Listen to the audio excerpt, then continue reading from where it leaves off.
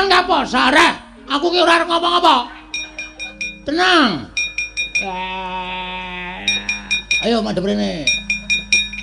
Trundul ya. Gede wong bengi iki jan kocar kacir kabeh.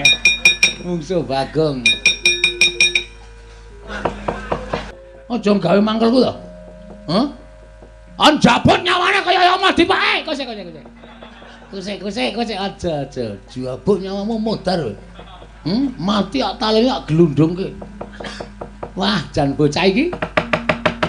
Lah nek aja ngluputi karo panjenengan ulun, ulun ki mung kami tuwaning kayangan. Ulun ki mung kami tuwaning kayangan, sing ngerti sejatine ya Iwang Pilun Bathara Guru. Guru kon tindak rene. Lho, kita iki titah kowe iki sing rono. Ora sudi kesel. Guru kon rene. Guru ora kowe ora iso ngrawuhke guru tekan kene. Jabat, Iya, wae dan. Waduh.